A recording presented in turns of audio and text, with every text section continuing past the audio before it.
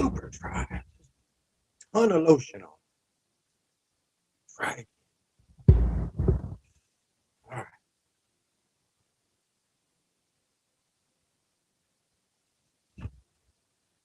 Oh, CBD lotion. Get a commercial to it, baby. There you go. Put the armor on. All right. How we want to do this tonight? How we gonna do it? I can remember this shit.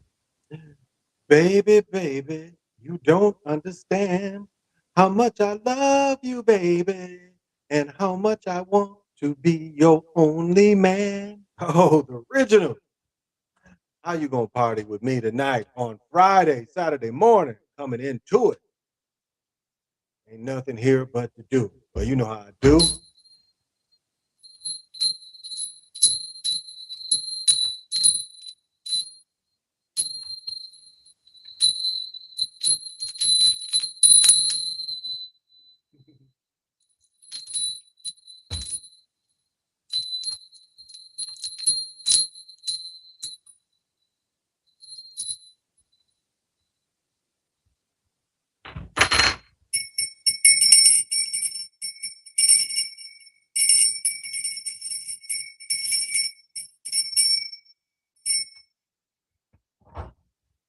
It's just a fact. There's certain entities and certain things that do not like certain sounds.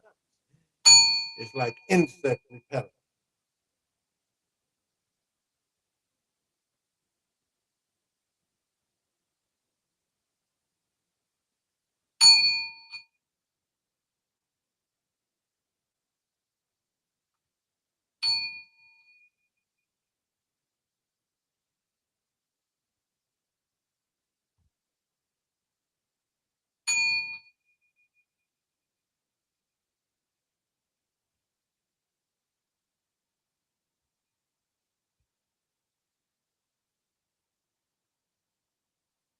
These motherfuckers get to quit working.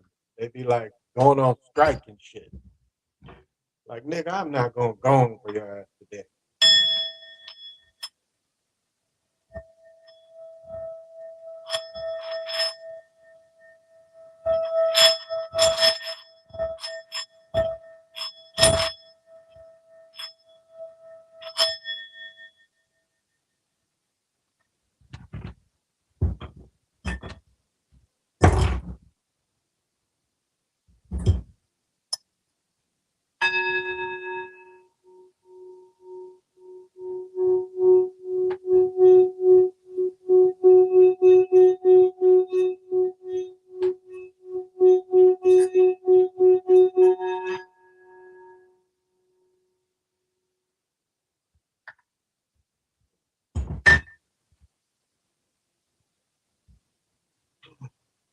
The energy of the blue argonite. You want to know the possibilities? Look it up. Or watch one of my other shows. I'll break it down.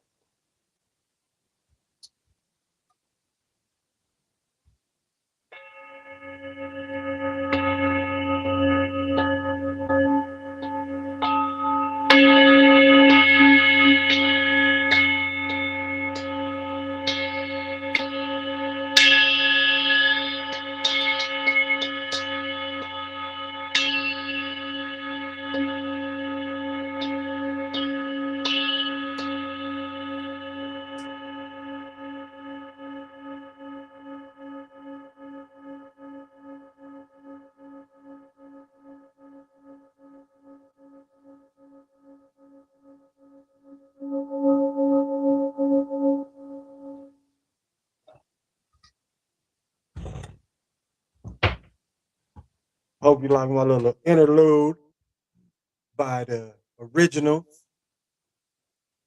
pimping music and high vibrational music. You don't hear that shit anymore.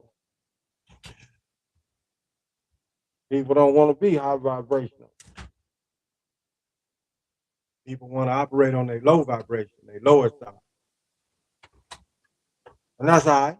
You know, that's all right. But For those of you who ain't dug me before, this is Big Pontiac. I'm also known as A Win. I'm also known as the Time Lord. I take it all, push it out. But I am the only holder of the infinite sacred ball game created by the hero twins. And I am also the one and only galactic daddy-o sitting on my galactic patio from Minnesota to the universe. And I welcome all the chocolate mountaineers that come to climb up the mountain of knowing and being present in the moment and getting through the bullshit however it comes to you. You be like, get the fuck away, bullshit. So still getting funky on the Excelsior. This is a local company, I do believe. Excelsior. I think it's a local company. Yeah, it is a local company. Bitter Schwab, Bitter Schwab Brown Ale. German gibberish, Munich inspired brown ale that will slap you silly with malt flavors and aroma. You may call it what you will, but you will call it. Medium bodied with a malty sweetness that carries the beer to a soft finish. Notes of caramel and taffy.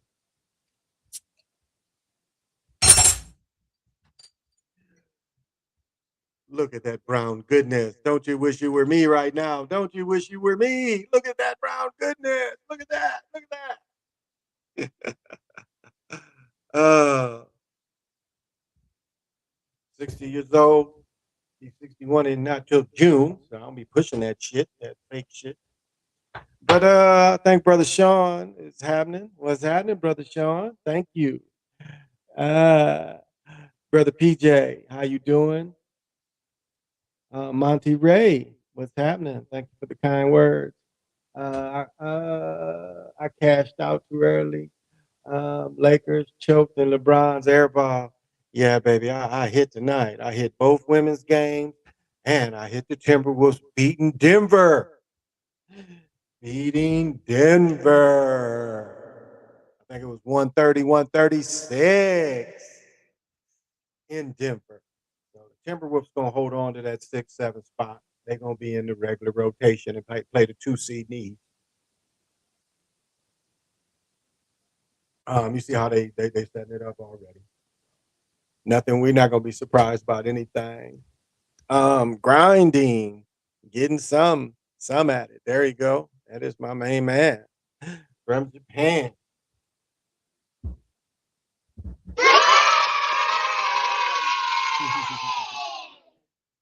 So Duke win tomorrow. That's a lick. I'll just break that down. If Duke wins tomorrow, for me, that's a lick.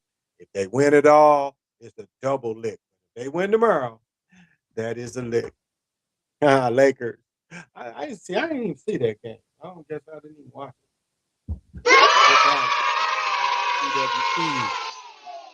I didn't even watch the Lakers game. I see them letting Coach K have it.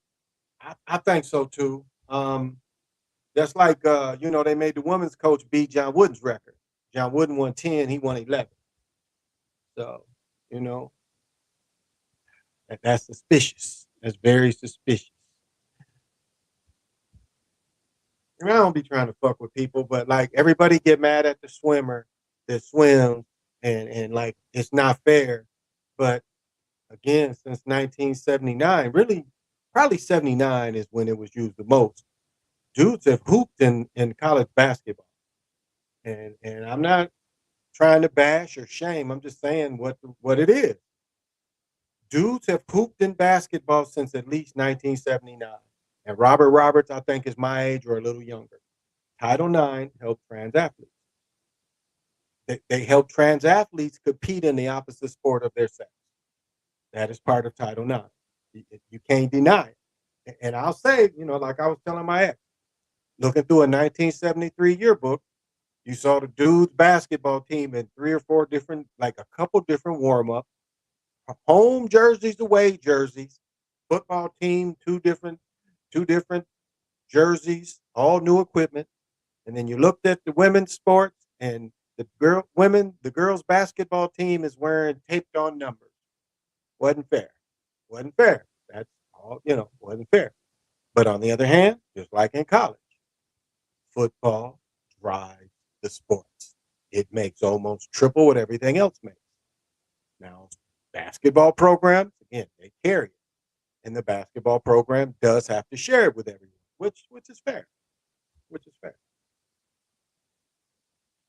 But don't get mad at that swimmer when the basketball been doing it for as long as everybody listening.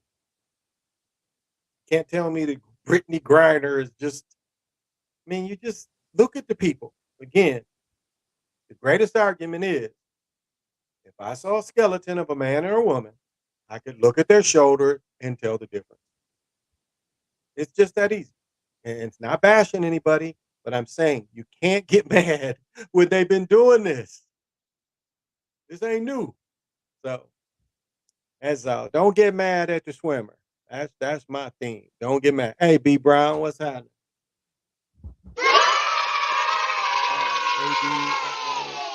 AB, Lakers is a trap. Hey, PJ, I watched that other. It's interesting. PJ, I watched a episode of the last episode of the Lakers thing, and still no Dr. Tucker. I guess I ain't seen that scene, but it was interesting how dudes wasn't, purposely. Uh, Dudes was purposely not seen because Magic was throwing when dudes was open. I mean, us in Michigan, we look for that kind of thing. We're so used to playing with cats that play that kind of ball where we look for people. So to show these players and Magic is hitting them and they not responding to the passes is interesting. And two, they signal out as Ron Boone and Adrian Dantley. Now I talk about Adrian Dantley all the time. Um, Adrian Dantley would definitely be a ball stopper. I would say quicker of foot than Barkley, but and not taller. Dantley was probably 6'5", 6'6", legitimate. Probably just as strong as Barkley, more nimble, definitely more nimble, but he didn't fit with Magic.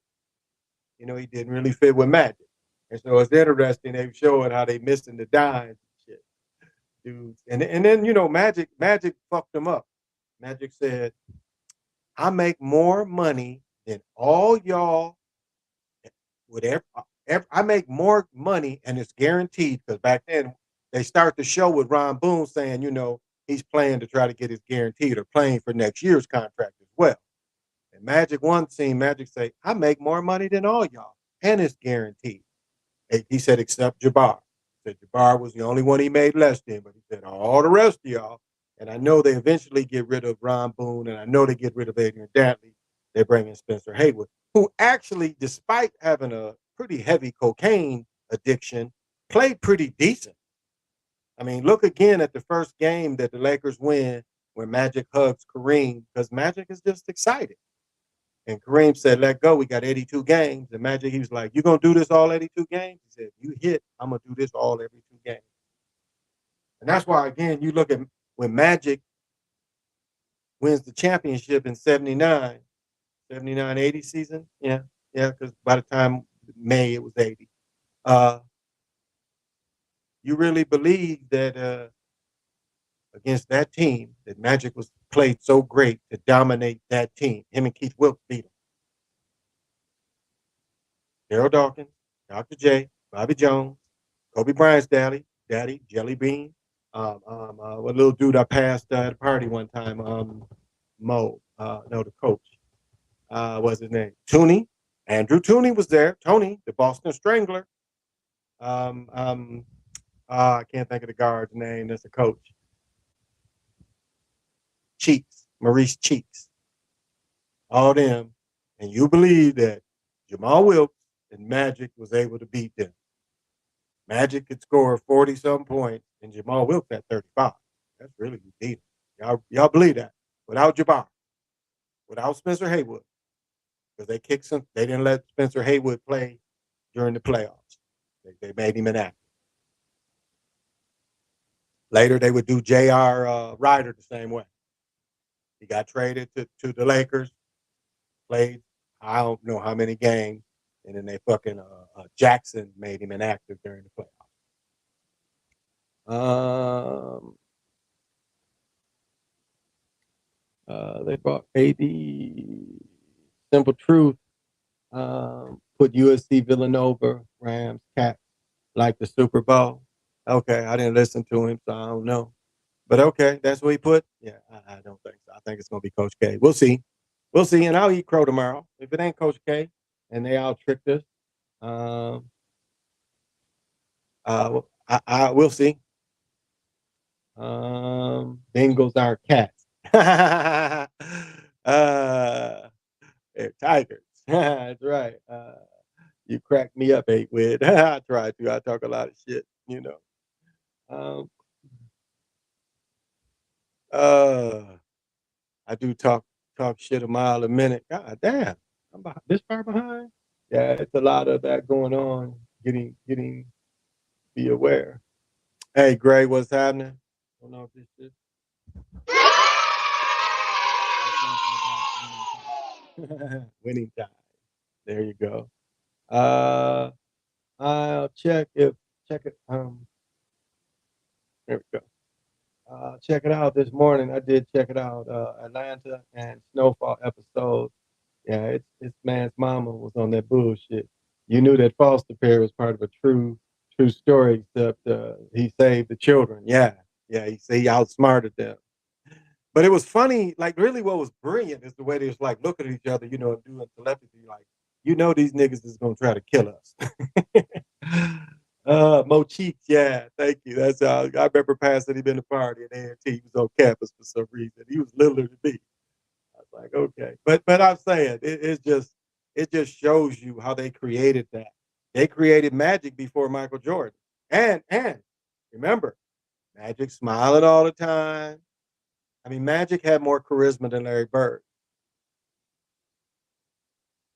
and almost single-handedly Magic and Larry Bird, because again, they needed the European hero, the twins, you know, they used the hero twins there, but made them Cain and Abel hate each other until they got older and they like, shit, we a lot alike.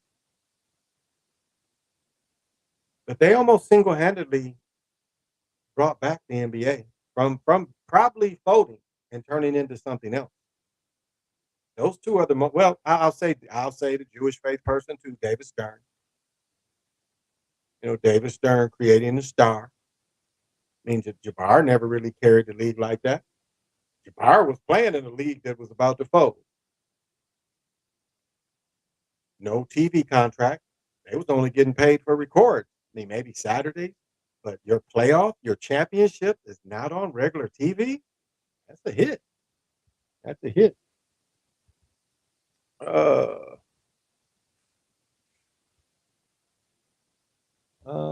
right. That chicken was. Oh, she wasn't even cooking the chicken. I don't even know what this bitch was doing.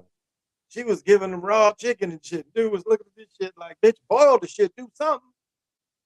I don't know how she was.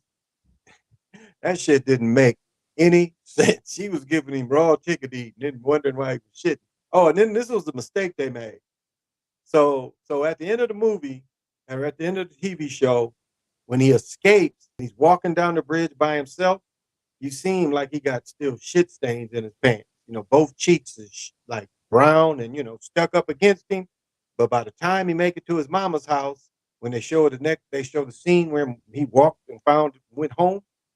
Uh, that wasn't there. I don't know if anybody else caught that. I was like, okay, that was a mistake they didn't catch. So it's interesting. It was thought provoking. I'll say that it was thought provoking. So tonight we had just to give the women Providence. We had South Carolina. South Carolina plays UConn tomorrow. My homegirl Paige. Paige was lighting their asses up. I think the girl in the commercial with Iverson, Frud, is that her name? Frud. She was player of the year last year as a high school player. Frud, I think is her name. Um, so it should be a pretty good game Sunday. I mean, I don't know if a lot of people watch the college game, but it should be entertaining. I hope. I forgot. So last year they lost to Stanford in the Final Four. When Paige was player of the year. Paige was fucking Minnesota player of the year. She played in varsity in 8th grade. And that's And you know why that they allow that? Like when Pete Maravich was in seventh grade, he played varsity all from seventh grade on. Um, that comes now in Michigan. That's not allowed. We had a guy playing in Benton Harbor from Canada. He had played already 3 years of varsity, but when he moved to America, he was a senior. But because of American rules, you can only play 3 years. Well, you can play as a freshman, so you have 4 years of varsity. You can't play beyond that. You can't play seventh, eighth. But some states, and this is one of the states, and they mostly do it because of girl sports, because sometimes they don't have the numbers. But I was hoping that for my daughter, eighth grade play varsity. Hell yeah, seventh grade play varsity. Get that experience. I said before, when my son was in fifth grade, I was making him play in JV scrimmages in the summer. Plus, I didn't have a lot of. I had like 6 guys with him, so I was able to rest one person at a time. But he got a lot of experience, and he hadn't hit his growth spurt, so he was like looking like a fifth grader.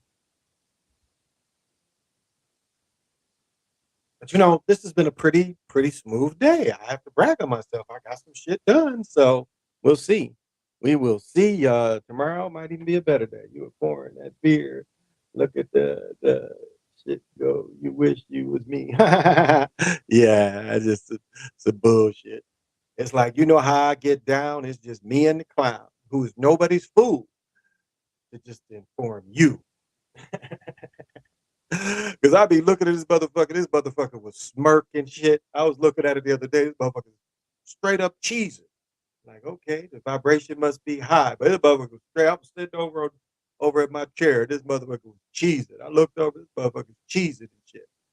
But it's in a better environment, definitely, than where it was. And yeah, right on, right on. It can play the vibration of the whole house, and it does give off a talisman if you mess with it. So I don't mind it. I don't know if I have anything to add today. Um, yeah, I didn't have too many notes. Nothing really new. I think I said everything that I did last night. Yeah, so nothing really new going on today. Again, they showing the war and stuff, and it, the propaganda has never been heavier than it is now. And you see how we've been hit the last 2 years. We've been hit with a lot of propaganda. And thanking Obama. And I said I laid in bed with a sister back when Obama was president. She was like, "You can't say nothing about my black president." I mean, that's the only thing they saw. They didn't look at any policy, anything he was doing, anything that was going on around him. And straight up control. Said straight up control.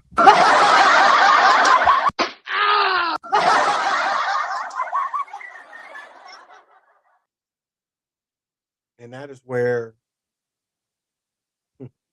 a lot of us are faced.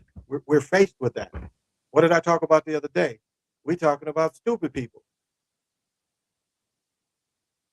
And that's what you have to really understand. They ain't like we was calling them sleep, and then people woke up, and then they changed the world. Woke on us. They changed that.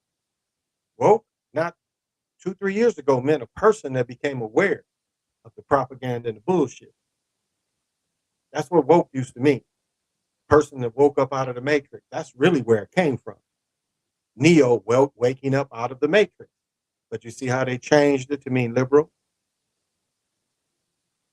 And so it's being aware, you know? Right. Oh yeah. Obama was the worst. Obama was nothing more than Bush's. He kept Bush what Bush did, and I mean he snatched up motherfuckers in high numbers. He let them motherfuckers. He let when I talk about letting the imbecile psychopaths go on the world. Shit, Obama didn't play. There's black sites, and they tried to show you in a few different movies the black sites they used. They was snatching these motherfuckers up left and right. They had these motherfuckers going. They had their ass going. You gotta watch. If you watch the whole thing, the motherfuckers they wanted, they was going after their ass. They was going after their ass. And these motherfuckers was shook up. And I'll say that is one thing that you saw went on. Internationally, they had these motherfuckers shook up. They was going after their ass. They had at war, two different places. So they had all these assets over in Europe, over there anyway.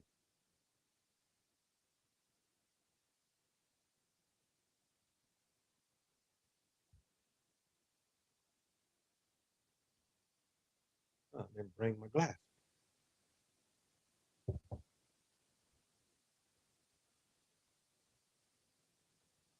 So that's why I call it knowing, being aware, being present at the moment, knowing that everything you have right now is enough, that you're enough. Hey, researcher, what's happening? Now means blinded. Wake now means blinded. It really does. It really does. It really does mean blinded. It doesn't. It does. Yeah. It means one who cannot see. And even the opposite side laughs at him. Even they laugh at him. It's like these motherfuckers don't get it. Oh, there she is. Janetta, what's happening? Thank you for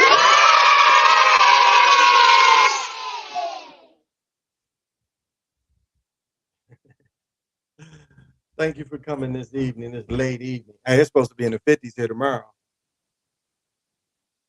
So I'm gonna be getting it somewhere. I'm gonna be going out somewhere, do something. Still don't think I'm gonna play pickleball unless I go get a knee brace. But I'm gonna get a free one next week. So I don't know.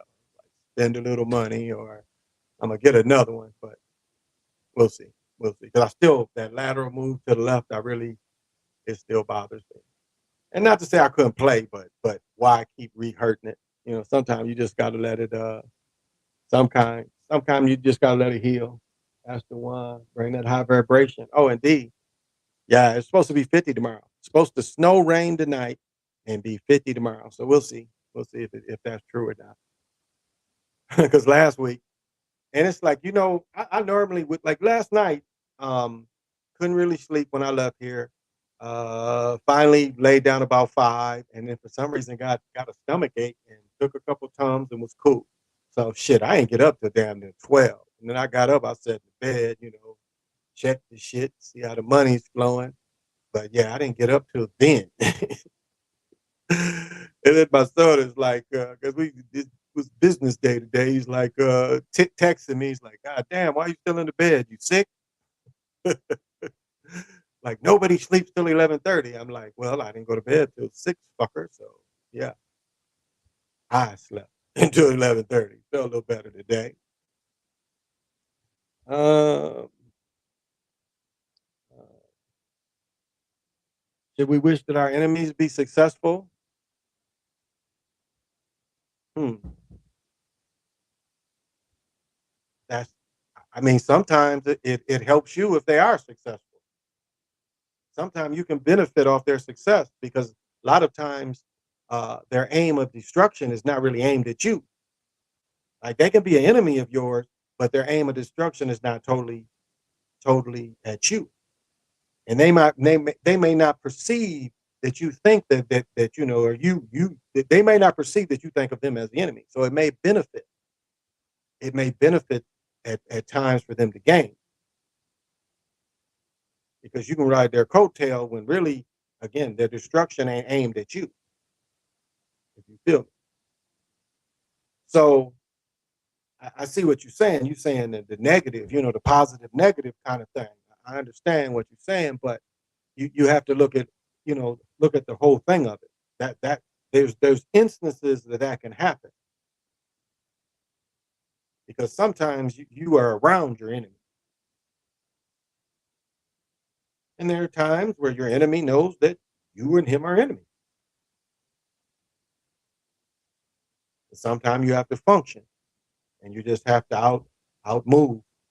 I hate when the people say chess and checkers. That shit's so played out. That was first said about 30 years ago. It's so played out that why say that bullshit? It's moves. And it just depends on the timing of how you have to move. So if you just want to stay straight, fuck them and let them have bad vibes and bad vibration and that their timing to be off, hey, that's okay. I mean, if their aim of destruction is at you, they being stupid and and they are not benefiting really from fucking with you. They just fucking with you, but there's no benefit for them. Again, they're stupid. So again, circumstance, timing. Look at the timing and look at which model do you need? Do you need them motherfuckers to kind of get a push? You know, do you need gravity to pull them a little bit through and you can get pulled through, or do you need to just be straight fuck them and then you move through? You got to look at it. Which one? Lobo, what's happening?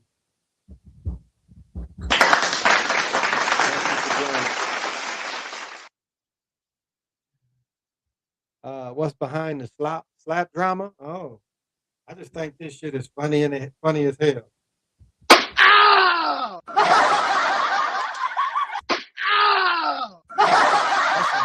That's some TV shit from the 50s. The 50s would show some shit like that. That's all. It's just being silly. Seova got us all doing that shit, and it's just making it fun. It's radio. It's really radio. They used to do that on radio a lot. Can you really cheat death? Why would you want to cheat death? Why would you want to cheat it? I don't get that question. Why would you want to cheat death? Natural process. So I'm not really understanding that. I know where you're coming from with it, but I just don't understand why you would even want that. I mean, the timing when that comes should be accepted and rejoiced and walked into freely with no regrets, no attachments. It's just you move to the next phase. Isley brother said, take me to the next phase. You just move clearly with no attachments, no regrets. When you're alive, that's the time you say your regrets, but when it's time to move on, move on. So cheated? Why? Why would you want to duck it? That's the beast. The beast wants to cheat death. The beast wants to stay here. The beast wants everything that's here because there's nothing left but here. There's nothing left for the beast but this. And the people that work with the beast, there's nothing left for them but this. This is all they have. Once you remove yourself out of this, these motherfuckers still, it's like a video game. You remove yourself from the video game, and if you leave it on, the shit still keep running. Basically that. And you get to go make your own. What I always say, every man wants to be a planet. Every planet wants to be a galaxy. That's the goal.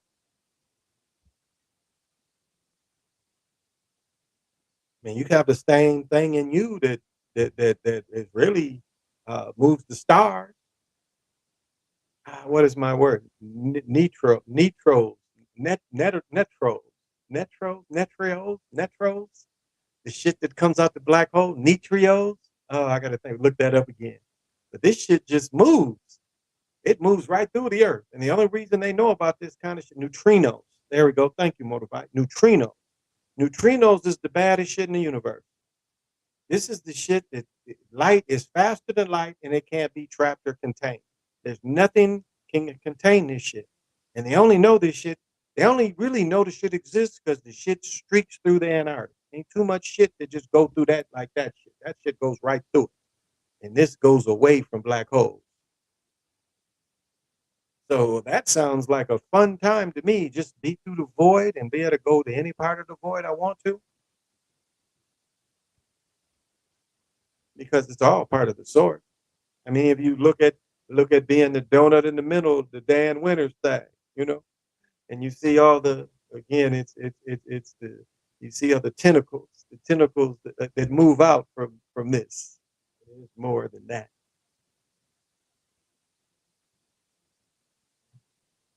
Because with desire shit, I want to go up in the donut. I just don't want to be in these veins. I want the shit desire to send me into the motherfucking donut. Put me next to the source. Let me look at that shit.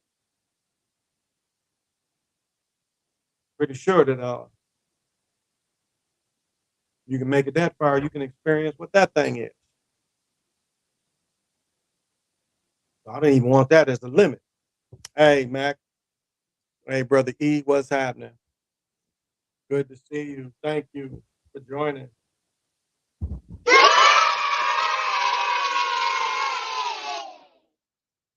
Thank you for joining tonight. I appreciate it. Yeah, and you got to, me and you can chop it up again. We can sing some of these oldies. And I just, I still have to every day love her above. The witch is so right. Love her above. I mean, we really got to put ourselves in love. And I just think for a lot of people that's hard. Just because you don't have a spouse or another, that doesn't mean you can't live in the harmony of love. Because you want to know, like, what is the spiritual shield? The spiritual shield is love. Love just is. I mean, like I have a friend and like her man was just it was just the worst of the worst motherfuckers. And she said, I don't give a fuck. I just love when I love, I just love this motherfucker.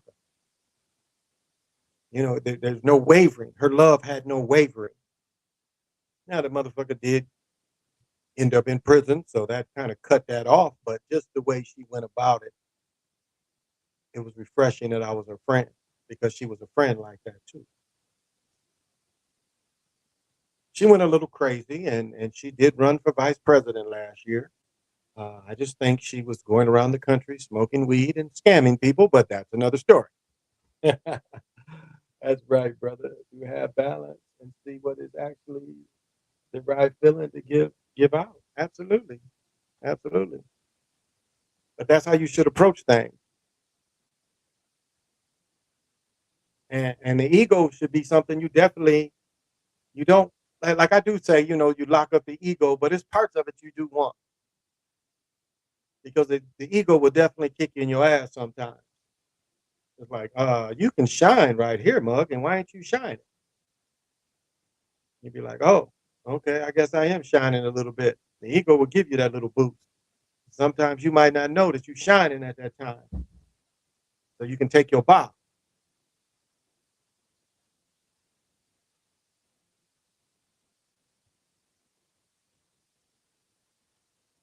And so if you keep yourself in a certain vibration as you face the world, and like what I do is I change the music too, because some of the music has to be a tempo when you start moving around. Because once you leave all that and you start moving around, you have to have a different tempo for when you're moving around. Like even if you drive to work, it's you put certain songs that give you the right thing to be able to process to push you through. And like this goofy motherfucker, I should send somebody this book. You want to read it? He calls it. If I still got it, I might have. I got a bunch of books I need to just take back to the place and see whatever they'll give me, just because I don't want to throw them away, but I need to turn them in and sell them whatever they'll give me. They just give me and they'll take care of the books. But he says to be unfuckable with. I agree. I agree. It's to be invisible to these motherfuckers. Shit, these motherfuckers fuck with you and they be like, well, I'm sorry. I really didn't mean to fuck with you. That's really what it is. Because as I said before, I hear brothers, thinking that by creating these things, but it attracts the thing that they really want to distance themselves from. And sometimes things that you study and things you bring in, again, it will bring you into that. It will literally bring you into that thing. Now, if that's what you're great at, that's cool. Breaking down sports, I get thrown those bones all the time. Do you want to make a show about this or about that? I catch all of it. And that's for me that works. But some of these other things can take away, and hassle you.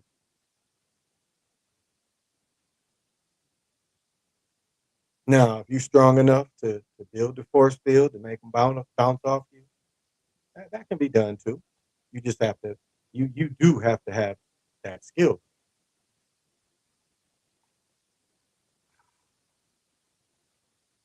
They got me. This was called liquid acid, and this one wasn't sweet, but I like tobacco. And see, this is another thing they attacked us with. I mean, it's natural for us to use tobacco. Those of you that come from the woodland Indians, which are most of us, are the ones in America, the ones that they want to call slaves. Most of us came from the East Coast and was pushed. But tobacco, we used it in so many different ways. Some ways we used it almost like sage is used, clarify, heal. And so it's natural for us to use it. But they took advantage of it and in a way put a curse on their people too, because a lot of Europeans have died from smoking cigarettes, the poisons they put in cigarettes. That's why, again, if you want to look at the difference, look at the movies from the 20s and 30s. You see the poor people smoking cigarettes, and you see the rich people smoking cigars. Now you see now this is how they introduce uh, rich folks. Every once in a while, you would see the younger dude in the tux smoking a cigarette. But when he would go around all the OGs, they all had cigars. So what they were trying to do is tell young hip dudes that cigarettes is for young people and the cigars is for old. And of course, the way they introduce cigarettes to women, showing chicks in movies smoking cigarettes.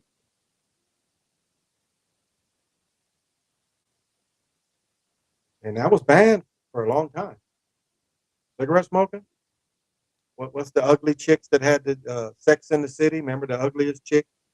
Matthew Broderick, maybe that's his wife. Oh, that chick was really ugly. But they had her smoking cigarettes. And now on the show, since the Magicians in 17, 18, now cigarettes again on TV. I know a lot of you might not have been old enough to watch Miami Vice, but the main lead character, Sonny, Don, whatever his name is, he smoked cigarettes and people got on him. This is in 82, 83 probably. And you really stop seeing people on TV smoking. So something happened. And don't think they don't get paid to smoke. You see people in the movie smoking, they get paid to smoke. But Sean Penn is in a movie. He's in a movie in some country and he kind of plays a tough guy. This guy smokes a cigarette in every scene. I don't know how they did that, but every scene he is smoking a cigarette. So how can you smoke one cigarette for an hour and a half? That's the way they make it look like. Every scene he's got a fully gone cigarette. Every freaking scene. I had to use that ego boost to get me out of low vibrational fields and always perform at my full potential, my true self. That's all. Yeah, yeah, I can dig it. I can dig it. That's right. I mean, the way Sly put it is, you don't want all the evil out of you. You have to do some shit that caused a little evil. That you want that. You want something. You want that lion's roar to be with you. So you don't want to, completely get rid of the ego or evil, because evil is the balance of what they call the good. Because if you accept the good, again, you've got to take the evil with the shit. So if you based on that, then you've got to accept a little bit of both. And again, what Brother Sean said, you want the balance. You want the balance. And balance, I've said many times, balance is not like this, just straight up. You know, balance is like this. You got to move with this shit. It's flowing. If you, God damn, what was that? Whoa, okay. I got to watch that again. I don't know. Y'all didn't see that shit. That shit moved. Fucking table like just moved. Like, wow. Wow. I didn't know. I did not push this table. This table moved like a motherfucker. I'm watching the shit. Okay. But yeah, balance. So remember, that's balance. You got to do the things to keep the weight. But, staying in the middle is just stagnant. That's stagnant. So, and I talk about this a lot because these are some things that you should be practicing.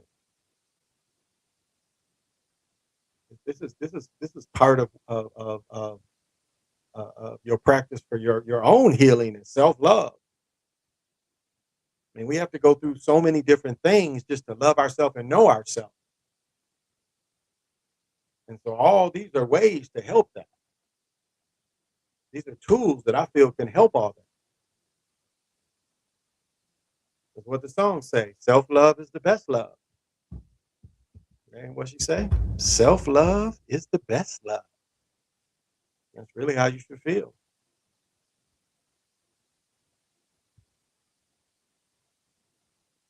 And I know so often we're beat down by so much.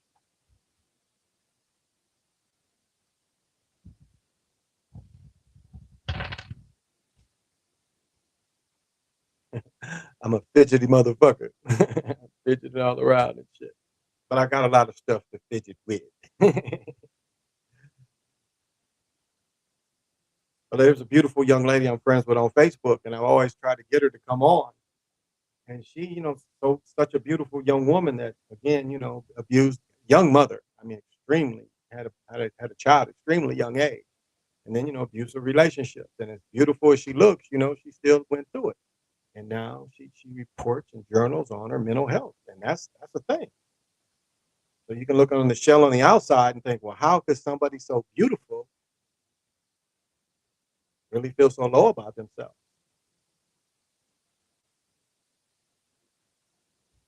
Because you would just see the beauty and not really like if they didn't kill Florence like Hyman, I believe Florence Hyman. I know it's another Florence that played volleyball, but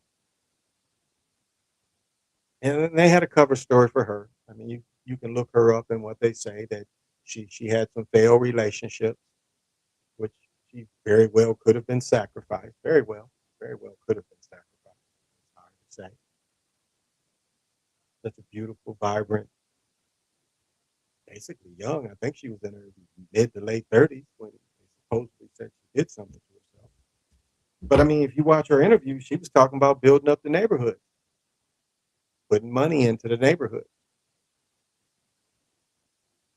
No, let me touch on this, and this is something, and it's like no shade, but it's like like I got to write down how many likes I do. It is really like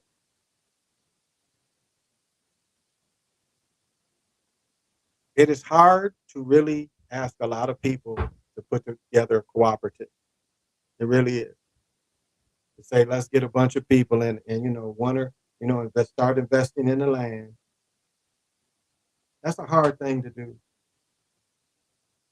and to ask of people, and then for people to trust one person to do all that. And we've seen time and time again, people, and you can't say it's melanated. It's everybody. Remember that one scene in the movie where the dude showed that he was a big time. He had a penthouse apartment in Manhattan, or yeah, and everybody comes to the party, and he makes a deal with the drug dealer. The drug dealer sees all these movers and shakers in this big apartment, and the drug dealer just gives him this cash, and the dude breaks on him and steals it. The dude goes back to the crib, and the dude was just renting the place.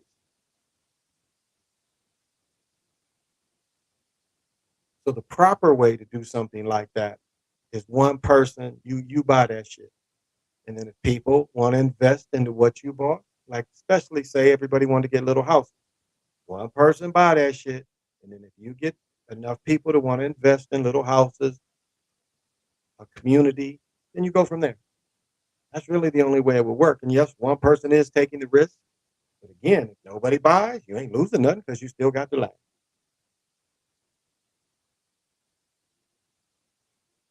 And if the people, whatever kind of way you want to spread up the little lots, they can buy that. And then that'll be their investment. I mean, people really don't understand how easy it is to really turn into a township or a little town. We have a little place called Credit River, very fluent area, but they are their own little community. They once were part of Prior Lake. Prior Lake is not very big. Shit is barely 20 some thousand, which you saw there, you wouldn't think, but yes. But now they've lost that little area, so it's even a little less. But any of us can do that with the right amount of land. Have our own police force, our own city. You know, I mean that is not impossible. I think my brother really touched on it with probably what they copied that Noble Drew Ali talked about this around the turn of the century. He figured out how you could do it in America. Get your own little charter, your own little city, and a lot of the Europeans copied his what he put out. A lot of people copied it. My brother puts work out. that shows that maybe even the Vatican copied some of this work, colonialized. And yet he was giving that information in Chicago to us. uh, Heat now energy, indeed. Uh, Zach said goodbye. The whole east side of Detroit. Well, it was a show. I don't know if y'all remember. It was a show where you could bid on all these houses, and it was showing all the properties that was available in Detroit. As I said before, I had invested, and the problem is they will not let you dig up all them city water lines. They will not let you dig those up. You have to pay those. So each lot you own, you have to pay the water rights, regardless if you use the water or not. Whereas if you wanted all that property to really develop it, you tear all that shit up and put new stuff in. I mean, you'd keep the basically street infrastructure, but you don't necessarily need the pipes to the houses. Not every house in some instances. So that's the ripoff they do. And a lot of that area, there ain't nothing really there. There ain't nothing, some of that area, it ain't really there. Has he ever been to Detroit though? He's just watching shit on TV. That motherfucker ain't even been to Detroit. Uh, what's hurting the community the most is that slavery from back in the day. Being a fatherless America, rap music. Yeah. I mean, yeah. I'll say, yeah. There's some Peace A, Mopreme 75. It seems like that's kind of a buzzword these days, but going back to the Claudine, that was encouraged for a number of years, and then it turned into, you know, you got to have a job if you want to be with me, and then it turned into I don't need you. I can be an independent. All the single ladies, independent. It's independent. What that turned into. But what women fail to realize is that it really takes a lot to balance the child. To have both those energies around is really important. Now, I had a stepfather and a father. And I said before, one thing my father did that he didn't do to the children he had with his other wife was he let them know her family, her parents, but he didn't necessarily let them know his parents, not in the way I got to know everybody.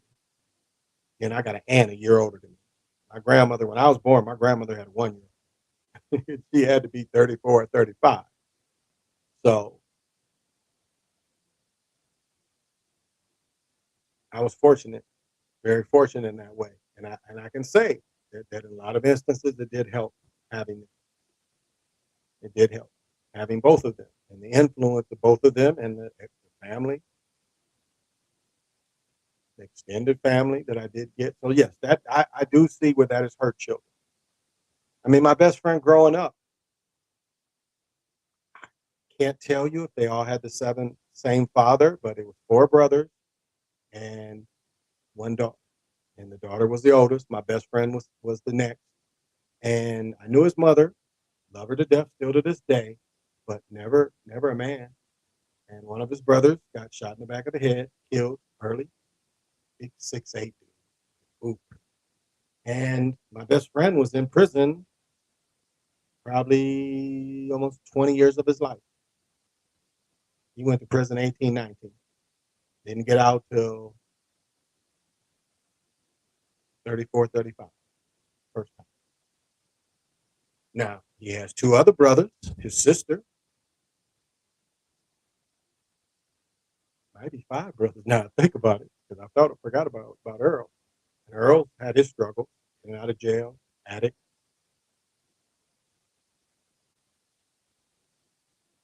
I can say all my first cousins, my aunt's children, all of them, pretty much, pretty much successful people.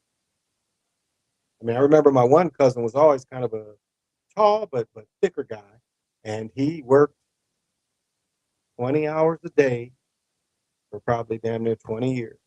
And 10, 15 years into it, he had lost a lot of weight. He an active guy working like no about 16 to 20 hours every day.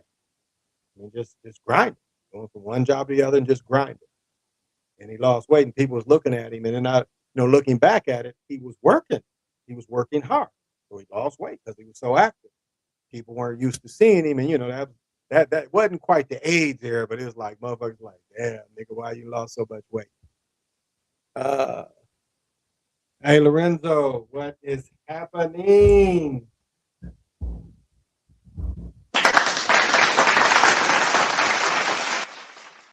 Thank you for joining. So I do think, even though it's a buzzword, there's some merit to that. And to the brothers talking shit about the HBCUs, I'm not gonna let that slide. Now, I am not a HBCU graduate. I did not say that. I graduated from Kalamazoo Valley Community College. That's where I got my degree in criminal justice, no doubt. I went to A&T for 3 years.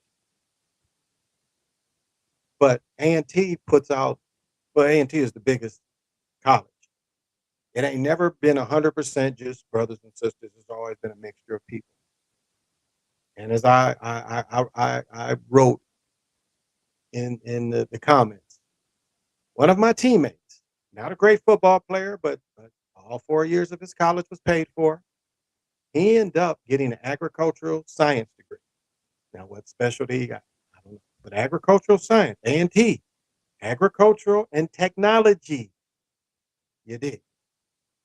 He ended up being in Clinton's cabinet or Clinton's administration. He was in the agricultural arm of one of Clinton's 8 years. So A&T puts a lot of people into those kind of jobs. Now, Harvard don't want them kind of positions. Now, guess I want you to say this. This is for truth teller. Whenever he hears this, y'all tell him this shit. Guess how many people Ron McNair faced that was from Harvard when he wanted to be an astronaut? Say, how many white boys did Ron McNair have to face to be an astronaut? White boys from MIT. Europeans from Yale. And yes, Ron McNair did get blowed the fuck up in the space shuttle. But I'm saying, it's whatever your specialty is. Ain't got nothing to do with these goddamn colleges. Colleges is a fraud. It's some fraud shit. Now, colleges is full of boule. Full of boule. But it don't mean shit. It's your skill level. They ain't looking at that shit. Now, if the uncle or one of the relatives own the company, of course that shit helps you. But just the open world, that's a fallacy to say if you go to A&T, you go to Harvard, they're gonna want the Harvard person. They're gonna want the motherfucker with the best qualification. And if you looking at this person went to A&T and he's more qualified and did the work, that Harvard shit don't mean shit. Nigga be generalizing all the time. But I know, I mean, he was playing the heavy, and I get it. That's all right. I ain't mad about that. That's why I ain't comment. but they right. All black colleges is pretty much in the goddamn hood. But what A&T did, A&T bought they hood. And A&T literally where my house used to be, that shit ain't there. I lived across the street from where the tennis courts was. I think we lived on Lee Street, maybe Lee Street in Greensboro. Maybe. I don't really quite remember. But we lived across from the campus, across from the tennis court, edge of campus. I'm pretty sure that house ain't there. So they bought all that shit. And so now the hood is way down the street from where one time A&T was engulfed in the hood. A&T has gotten so big where they pushed the hood further and further and further away from campus because they own all the shit. It's nothing like the school I went to. Nothing like the school I went to. So much bigger. The dorms I lived in, none of the dorms I lived in still exist. Uh, I saw down in Louisiana a lot of the alumni stay around Southern University. I mean, it's like the money that A&T made up for just people donating was nice. It's A&T is the biggest college, melanated college for a reason, and it's an engineering college, it's a nursing college, and it's an agricultural college. And like I said before, if you want to be on TV or you want to be in the media, you ain't going to Harvard. You're going to Northwestern. That is the media capital for motherfuckers serious to being in media. You go to Northwestern. You don't go to Harvard. You don't go to Yale, Brown, Cornell. You don't go to none of that shit. If you it's what do you specialize in? What is your specialty? And the price. You can't get away from the price. If you can go somewhere cheaper and get these skills that open the doors, you can't say that these places don't prepare you. I've said before, I had worse professors when I was working at Western Michigan University and taking classes up there. I had some of the worst professors ever at that place.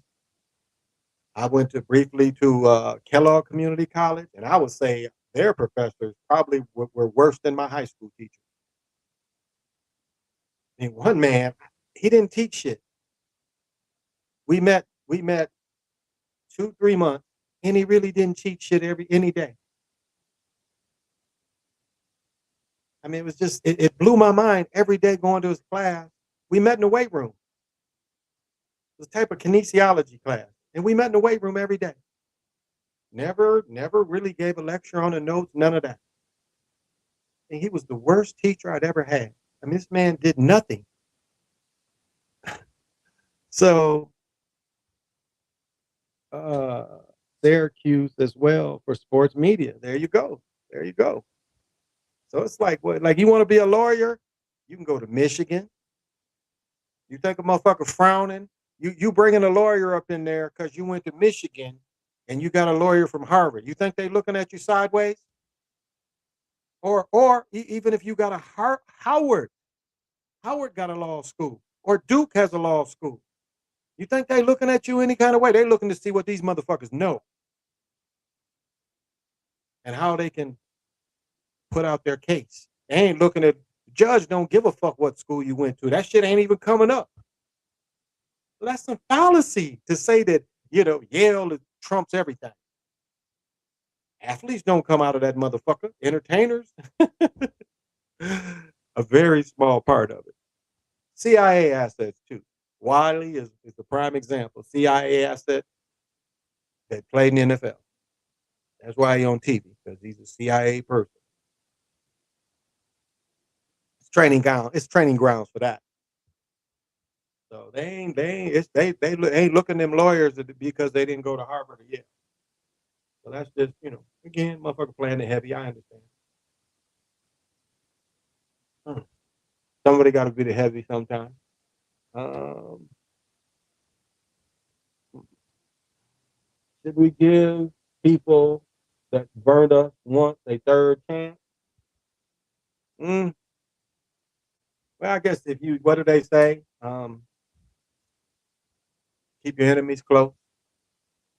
If they're an enemy, you know, if keeping them close is still beneficial. So, and again, are they an enemy or are they just, somebody you cool with? But if they're an enemy, of course, you're not going to really give the enemy that many chances. But if it can benefit you to give them a temporary chance, that's possible. That's possible. But again, look at the circumstance. Look at the circumstance. And what is the gain? Again, what is, if you look on the stupid meter, what is the gain of letting this person, is this person benefiting from you giving them another chance and you're not really benefiting? I mean, what is your benefit from giving them another chance? Now, if you're saying love or some shit like that, I would say no.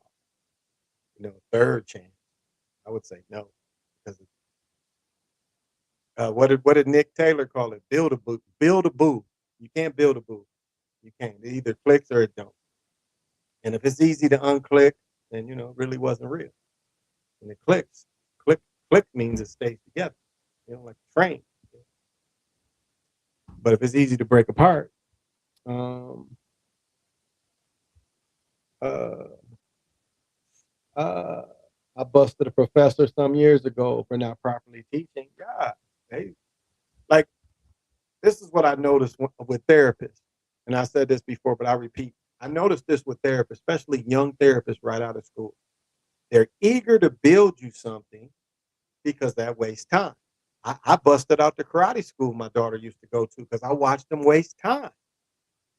Like some people would pay a half hour for training, but they would have the parent interaction that out of that half hour, your child was only getting 10 minutes of real training.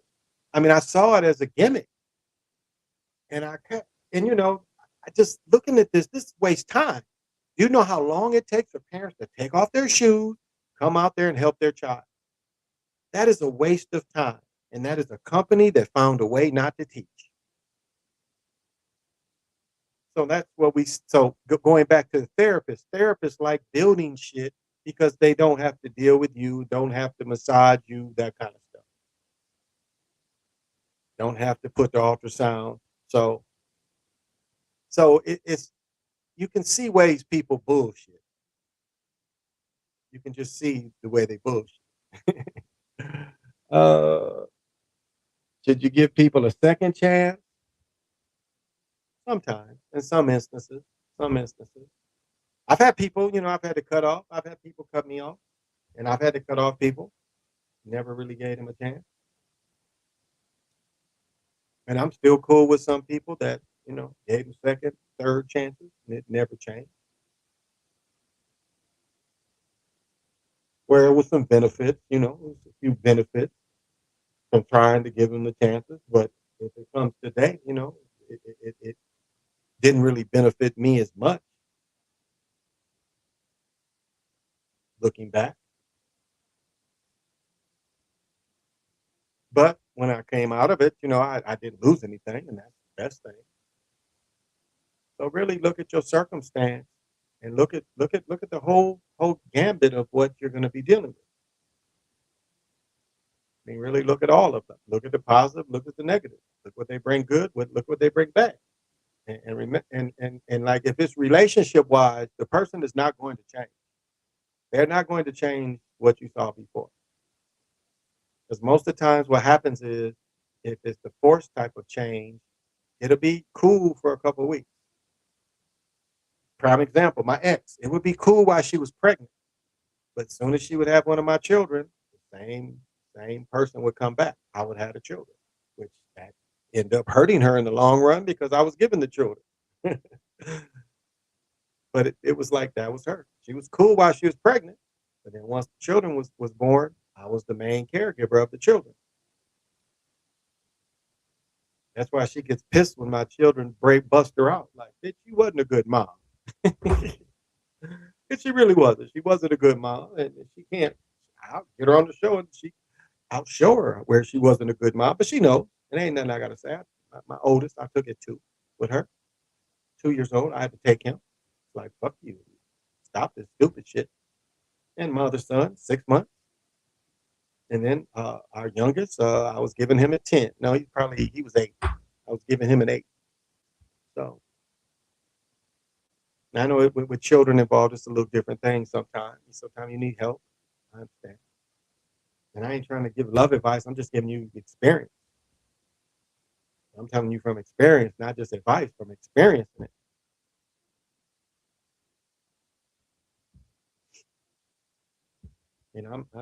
I've been okay being single. I mean, dated a little bit. I've been okay. Out of 60 years, I lived with women almost 38, 39 years of being 60. Only time I was single was shit, my sophomore year in college. I'd say like first year out of college. So that must have been 20, 21, 20. But then my first wife, Dorms was full. She couldn't get a room. So to help her out, she moved in with me. And other than these last 5 years, that I've lived with a woman since then. So I've had all kind of gamuts, the ups and downs and around with women. I'm not ashamed to say I was married 3 times. I married one woman twice.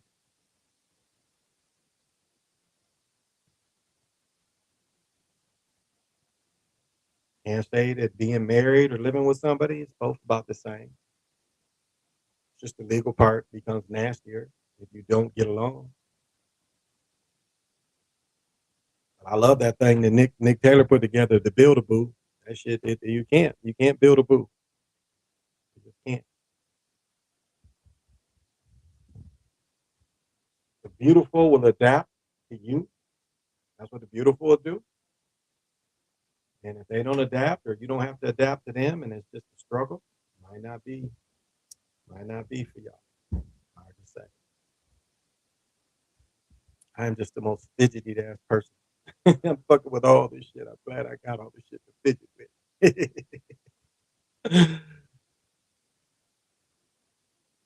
But I don't know. I mean, I never really find myself bitter. I just look back and I enjoyed what I had done in those years, and I enjoy where I'm at now. And I live a modest life. I mean, you know, this is what 800 feet maybe apartment. I don't know, 2 bedrooms. I'm sitting in my dining room. My living room is in front of me. My kitchen is right there. A couple bedrooms in the back. So the daddy wagon is a '05. So I don't sit here and try to say I have more. I have what I have. I'm glad that my health is where it's at. I'm glad I was able to improve my health, my strength, and everything. And so I try to enjoy the moment, and I try to enjoy what I have the most. And too often, and society makes us think, we should have more, we should have more, we should have more. That's why that commercial where he says, well, society wants you just to buy, buy, buy, buy, buy. It's like these phones. You look at one, you get the first one, the next six is probably the same shit. Ain't much different. Now, if you're the kind of person got to have a new one every year and you can't discern that it ain't no difference, why pay more again? Why pay more again on something that is the same thing? Some things is like that. That's how you look at it. But I've had friends for years all over the country. I've got friends here, been friends for years.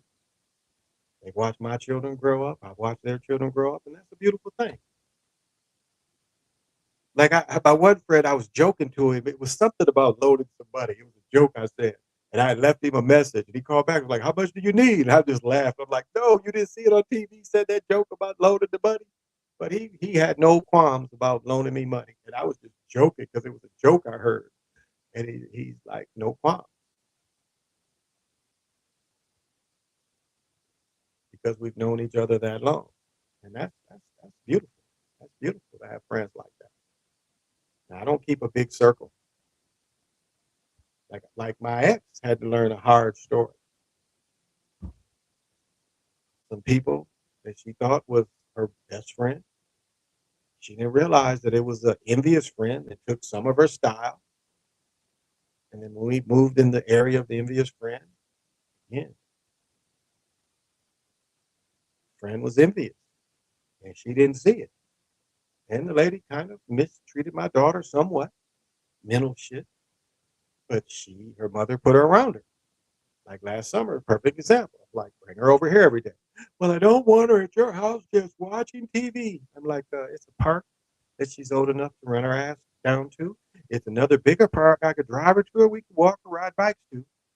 But no, they're put around that grief again. And now she sees it. And I said, ain't nothing changed. This shit was going on 6 years ago with you and her. But now she sees it clearly. And it makes her miserable. Because these Europeans can make each other's lives miserable because what they try to do is exclude you. They go on social media and they want to exclude you from everyone. They want everyone to say, well, this is my opinion of someone. And it's bullying. And I pointed out to her that your friend is a bully.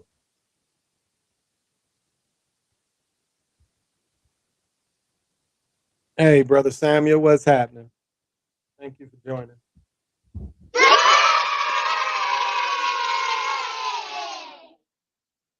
Thank you for the positive note. That's all.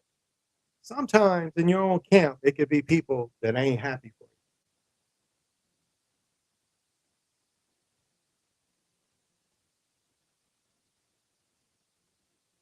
You know what they say? Smiling faces tell lies.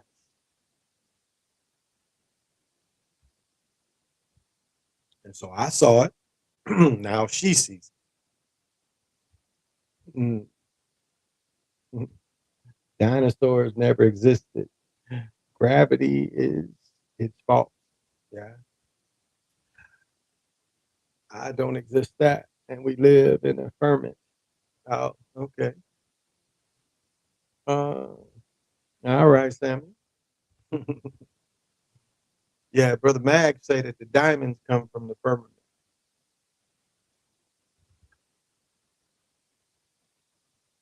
I could probably tell you 10 reasons why I would agree, and I could give you 10 reasons why I don't agree. Well, that's all right. I don't really feel like talking about that. Have your I love your body off. Well, thank you. That's kind. That's kind. What time is it? How long I've been going? Okay. I can go a little longer. Because I really ain't got shit to do tomorrow. But watch basketball. It's controlled 100% magnets. Yeah, I would say. Remote controls too. Golf and hockey definitely have a remote control aspect to them. In a golf ball ain't gonna go boop boop. It's always gonna lose a little momentum. But you can see when it goes boop boop and then just stops on the spot. And golf don't hide it. You know, anybody can buy retrievable golf balls because if you hit in the rough, you know, you hit a little button, the motherfucker probably I think you can get your phone in the phone to bring the motherfucker back. Maybe you buy the ball and you can put the app on your phone. And you hit it too far in the rough, you can use your phone to bring the goddamn ball back. So you know they can do that. If you know they can do that, then they can do it in the big game. Hockey definitely. You definitely can see it in hockey. Some of these angles the pucks take, you can just see. And as I said, I saw a video where a dude throws the puck in and they count it. It's like three referees, and you telling me one referee is right next to him. You ain't seen him throw it? Well, I didn't see it. So they use all different kind of angles. I mean, there's the refs, of course, and the players, the point shade. I'm watching the girls' game, and it was straight point shade at one point. That video I showed where they called the girl out of bounds, where they didn't even take the ball out. One girl didn't go out of bounds. She threw it to this other girl. The other girl was not out of bounds yet. The other girl had 1 foot in and she had 1 foot out. She grabs the ball and she steps back. And then she throws the ball in and the ref called her over. And the video clearly shows her that she hadn't even established being out of bounds. So bogus calls, a couple calls like that. And that um but that was the that was UConn Stanford. That was UConn Stanford, I do think. So and we see where they point shade, and that's part of it too. That I think we don't put enough emphasis on is point shade because you see these mistakes that influence points, and so I think that's something maybe for this year I'll try to show a little more emphasis on point shade because we see that kind of thing. Last player to play at age 18 and get all the minutes and shots destined to be a leading scorer. I forgot about the women's. Yeah, it's popping here. I still might take my daughter downtown. It's supposed to be such a nice day tomorrow. I'm still I'm gonna get up fairly early and I, it's not my weekend with my daughter, so unless she just wants to hang out. But if she wants to go down there, I'm gonna call my best friend see if he wants to take his daughter down there and his son. I mean, it's cool. There's gonna be people down there. Like I think Rossi is supposed to be down there. That I showed the video. It'd be a good to take a close picture. I don't know how close I'd be able to get to it. Show you that this is. The nice guy. Hey Jay, the Lakers winning the ring. They've won in the past. They ain't gonna win this year. They ain't going on a win streak. This is a rest year. For brother LeBron, this is a rest year. They resting this year. And that's how you got to look at it. Years they don't play. Like they said, Steph gonna rest the next 7 games. And they say they don't know if he can make the playoffs. He gonna be in the playoffs. But I think his tenure as the spokesman, as the bomb away shooter.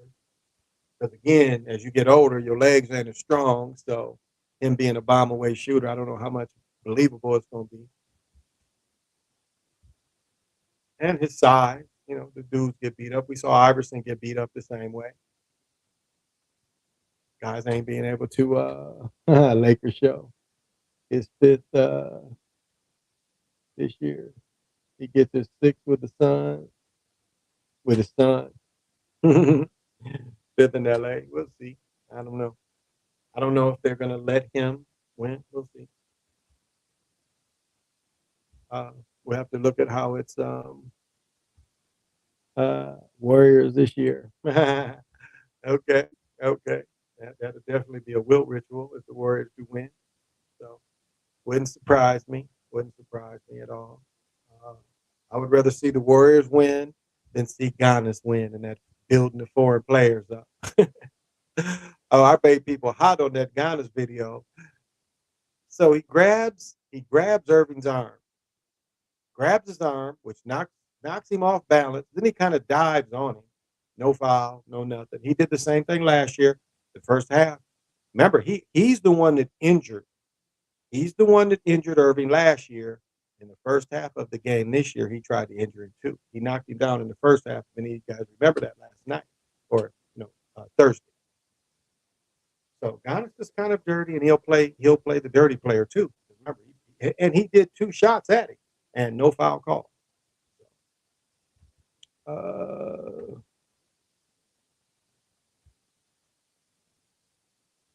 it's like basic math. I mean, yeah, putting people in different positions. Yeah, I mean the Globetrotters control their games and their scores. As I said, I had a friend played with the Generals. He dropped 50 on them. They ain't win, but he dropped 50 on them, and still the score was like 120 to 100, something like that. But my friend dropped 50 on him. He was hooping. When they wasn't doing tricks, he was hooping.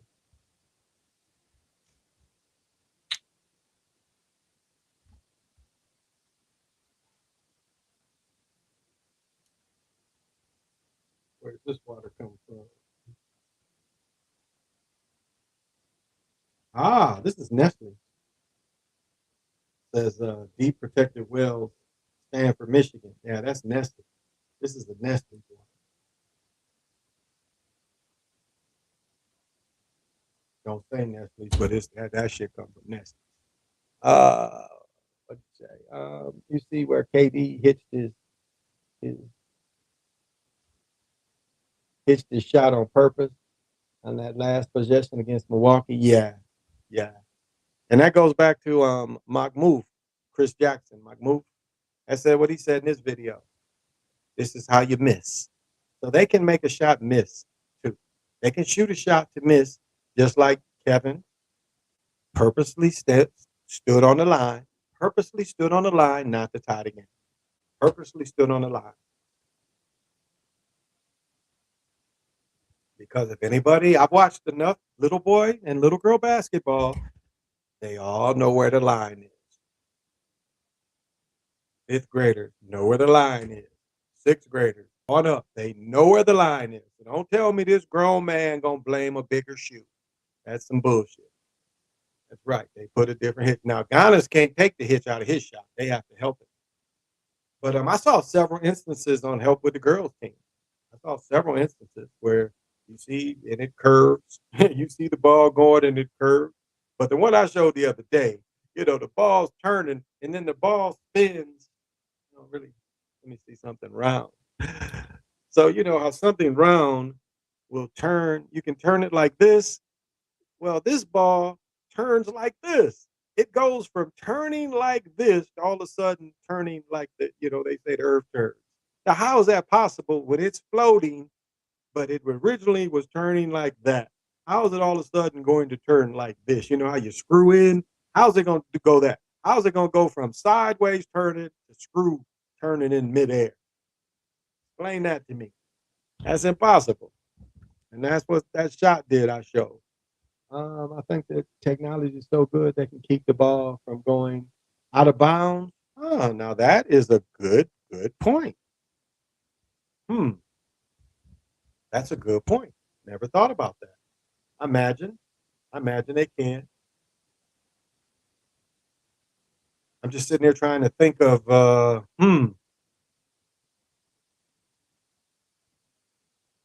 guess that would go in line where they can make it. You know, kickers can kick it too to hit the uprights now. I mean, they don't need magnets to do that. Kickers know, like that guy in Chicago, he knew how to make it hit the upright every time. But yeah, I imagine that could. I see where that'd be more beneficial to keep it in certain plays in hockey. But basketball, yeah, I imagine they can make. Well, I'll tell you what they can do. Okay, what will go with that is you see people handling the ball, and all of a sudden the ball look like it go flat on. So that's yeah, that's what I was looking for. You see people dribbling, and all of a sudden, like an oblong ball, you know, when the ball gets out of round, it'll just, it'll just bounce all kind of ways. Like a lot of times you can handle it, but if it hit that warp part, it bounces crazy away from you. I've watched plays like that where it's like a dude is full control of the ball, and out of nowhere, the ball just kind of bounces away from him. So I imagine that would go with that technology. I would say yes, they do. They can influence the person dribbling, so I imagine they can influence it staying in the play, the field of play, staying in bounds. But it goes a little bit with that too, because you see people handling like again that shot I showed of Embiid passing it, and the pass going behind the player or going too far. I saw one with the game tonight with UConn, and UConn was like kind of finishing up, and the girl really shouldn't even pass the ball because there was a defensive player between her and her open teammate, and it was the kind of thing where she really should have just kept the ball and dribbled back out because they was getting away time, but she passed it and she passed it too long. So it looked like they pushed that a little long. I'll say that. That's what that looked like. But thank you. Hey, Smoking Big, what's happening? Um, orchestrated these games. I had KD game. KD misses more last second shots now than what he used to. He ate that dagger like when he was at Golden State and shot the dagger. They put the dagger in LeBron's heart. And the worst was J.R. Smith. I mean, of course, that was all on purpose. LeBron is like, why didn't you take it back up? You were right there. And you read J.R., he's like, ain't we up? That's what he tells me. Ain't we up? That's what he tells me. Watch his lips. He says, ain't we up? And as I said, when I went out, I said, it looked like he was told, great rebound, take the ball out, waste time, stall the ball. That was what I interpreted on that play. And somebody told him in his ear, great rebound, we got it, throw it out. And then he says, ain't we up? So, Junior split. Yes, yes, yes. But he ain't the only one. I mean, Bud and ball players go together. I mean, remember, Robert Parrish got busted for having a couple pounds sent to his house. And, weed was just, and I think they took it back off. Weed was never a drug, it was cocaine that they had problems with. And so weed was like, what, 4 years ago, they made them test for weed and then they took that shit right back off. It was like maybe a 3 or 4 year period where they put testing for weed, but weed was let go for forever because they knew too many players used it. They ain't like football, but too many brothers that hoop used it. So they really that's a recent thing with basketball, and that they kicked that back out already. It only existed for a couple years. Uh, they can direct the ball in a certain direction after the goal. Rebound still become questionable. Oh, like Westbrook. Shit, Westbrook get the triple doubles. Oscar Robertson didn't get all that help. Westbrook got help, and then they show videos where they box out everybody, and only Westbrook can get the rebound instead of the closest to the ball. Like the dude closest to the ball don't get the ball. And it was like almost you can see some videos where both teams appeared to be in on it, where both teams did not try to get the ball. They waited for Westbrook to get the ball. So very, very shaky, y'all. Uh, well, I think a half hour is long enough. Again, I didn't sleep the greatest. So yeah, I think I'll call it for tonight. I will be on tomorrow night, right? Sunday morning. Do I come on Sunday morning? Yes, I take off Monday night and Tuesday night. So I will be on tomorrow night. Same place, same channel, same good, handsome, older gentleman. Or as they used to say, that old boy, that's what we used to call each other. Hey, old boy, how you doing? Old boy, that's what we used to call each other. Hey, old boy. My boy John is still, I call him, he'll say, oh boy. I'm like, this must be John. He'll start laughing. That is my man. So the divination tonight, going into the second, is Mulak. And Mulak is raindrop or water, qualities, lunar, intelligence and wisdom, signals, signs, awakened attention, self-remembrance, divine goddess, divine guidance, God's seed, cosmic communication, or a beacon. Symbol is lotus or moon. Number is 9, the grand cycle. The color is sunset peach. Ooh, I need a sunset peach suit. Herbs are tarragon. Flowers are apricot rose. Essence is dogwood. Scent is peach. Stones are peach moonstone, Botswana agate, generator crystal. It's an earth element, and it is a new direction coming out of the east tomorrow. Shadow wisdom is self-forgetting, negative self-talk, self-deprecation, lacking awareness of signs offered by cosmic communication, hiding the fullness of your sight. Shadow transformation, take off the veil of forgetfulness, because the beacon of awakened awareness, as you open your self-remembrance, you will freely receive divine guidance. Be with others to support your fullest expression. Harmonic wisdom is modulation. Mandra, let's see if we can do it. Right hand on forehead. Over here, putting an O right here.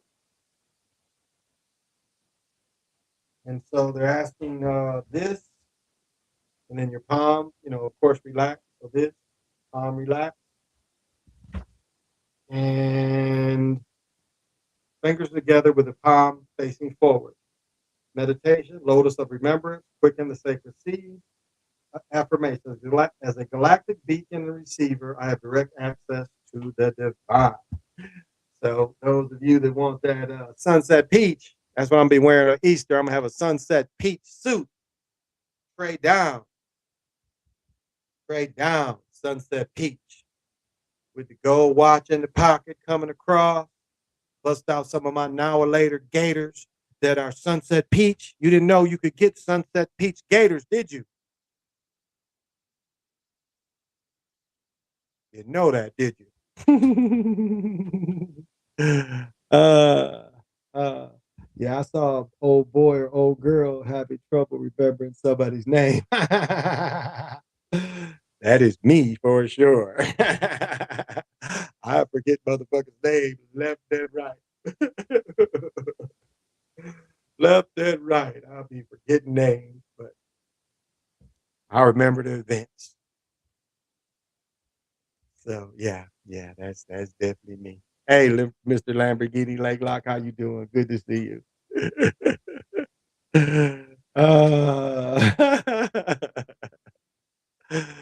oh,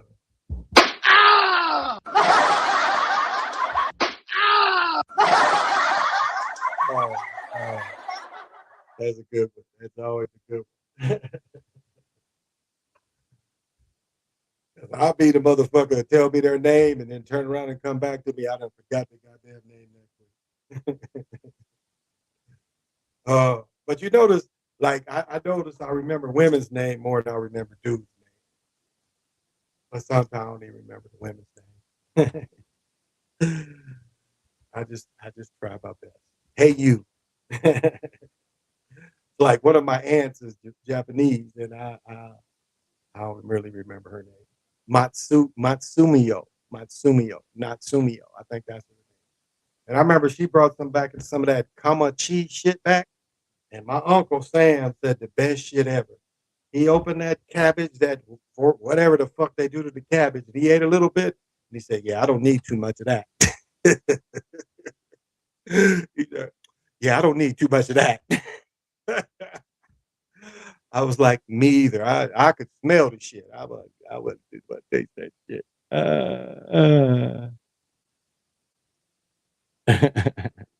A great day tomorrow will be watching March Madness. Indeed, it will. Starts at I think 5. All the stuff starts. And I should be done with everything by then. I ain't doing too much. I don't really. I already went shopping. I already got all the food. Don't really need beer. Got plenty of beer, so I ain't got to go out for that. Got a little business to tie up, but if I don't get it done, I definitely can get it done Monday. So yeah, skip to my loo. Skip to my loo. Bootsy says you can dance if you want to. He goes, you can dance if you want to. You got to wind me up, wind me up. Huh. See, people don't get to go, huh. But I like going, huh. Makes me feel good to go, huh. But yes, PJ, I'll definitely be doing that. I'll be too much standing on the verge of getting it on, baby. You know how that go. I'll be standing on the verge. I just try to come and have a good time as everybody watches and give a little bit of information and chop it. And just from experience and experiences. And you can't be just one speed. You got to have every different kind of speeds. Um, who wins? The person who pissed you off enough to get you off your spiritual path, to cuss them out, or just letting all that build up energy out? I cuss people out all the time. I cuss people out all the time. Like my daughter told her mother, like, yeah, he was cussing about that little girl. She's like, what? He cussed the little girl out? I'm like, yeah, I cussed what little girl out? In the car. I'm like, okay, so you was in my car, right? Our car. She's like, yes. And the little girl was getting in her car, right? Yes. So could the little girl hear me? No, she couldn't hear you, but you were still cussing her out, which was true. I was like, get your ass in the car. It's on film. Like, get your ass in the car. It don't take 2 days to get in the car. But but yeah, yeah, my son probably gets the brunt of most of it, and my son is a nasty motherfucker. He's nasty, he's trifling, he's all that. So yeah, he gets it all the time. He gets it. I go off on his ass all the time, but he's so used to it, and he's it never would come to anything because I'm not going to hurt him, and I'm not going to let him hurt me, and he's definitely not even going to try because he knows that I've got a better chance than he has of not being hurt. Unless he jumps on me when I'm in bed. But if I'm walking around, he pretty much knows that it's more than a 50-50 in my favor. He pretty much knows that. I'm the kind of guy with it, the shit in my robe. You see me walking down in a robe just because you see me go outside, take the trash in my robe. Don't think I'm not prepared to face the world because you never know when a weirdo would just pop up and you might have to pop a weirdo. So even though I often take out my trash in my robe, neighbors don't seem to mind. My robe goes past my knees. Not like I'm flashing motherfuckers. I tighten it up tight and, I put a little scarf on. Wear my robe out there. And Mike, you know what they got on Facebook? They got a Muhammad Ali store where I can get a Muhammad Ali robe that go around my ankle. I might just order that. And so when I go out to have my morning constitution of taking the cat shit out, I will have on float like a butterfly, sting like a bee. I can vision that. That looks beautiful. And I would wear this hat. You got to wear a hat when you go outside. So, I'm always prepared. So, you're not gonna catch me slipping. But that's who I get it. I yell at him about the most. Every now and then his mama, but pretty much don't have to deal with his mama. Um, I let her alone. She pretty much leaves me the fuck alone. She wants some advice. I'm like, I'm telling you this shit, but you're just doing this shit to get his attention. You, I don't know why you're changing the locks. You know you're gonna let the nigga back in a couple days. And as true as I said that, that is exactly what happened. So I'm like, why did you pay all that money to get new locks when you know you're gonna let the nigga back in? So anybody out there, if you change locks on a motherfucker, don't let them back in because you look stupid. You really look stupid. You was mad enough and emotional enough to change the lock, and that's the end. And then if you let them back in, you look stupider than the motherfucker. You done went to change the lock, and you let this motherfucker back in. Mm. Love and gratitude. Well, thank you. Not a little scarf. Not a little scarf. No, it's a big one. With the robe to the knees. Now it's a big scarf. The scarf would cover my nose up. It'd be like, oh, or like a straight up silk scarf. Like blue and gold, like the Aggies color. I forgot people names before. It takes time. But yeah, it'd be a big scarf.